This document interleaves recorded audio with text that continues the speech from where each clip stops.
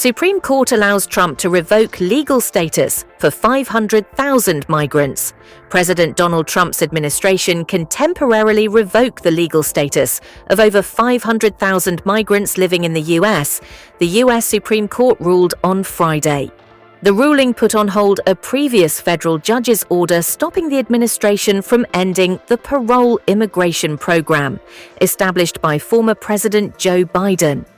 The program protected immigrants fleeing economic and political turmoil in their home countries. The new order puts roughly 530,000 migrants from Cuba, Haiti, Nicaragua, and Venezuela at risk of being deported. Justices Ketanji Brown Jackson and Sonia Sotomayor, two of the court's three liberal justices, dissented.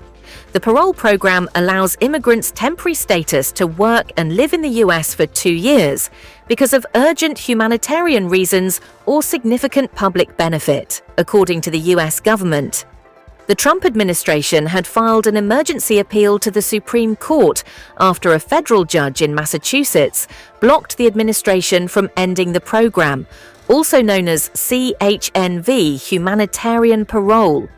The White House celebrated the opportunity to deport 500,000 invaders, White House Deputy Chief of Staff Stephen Miller told CNN. The Supreme Court justly stepped in. In her dissent, Justice Jackson wrote that the court's order would have the lives of 500,000 migrants unravel all around us before the courts decide their legal claims. On the day he took office, Trump signed an executive order directing the Department of Homeland Security to get rid of parole programs. Then, in March, Homeland Security Secretary Kristi Noem announced the end of CHNV humanitarian parole.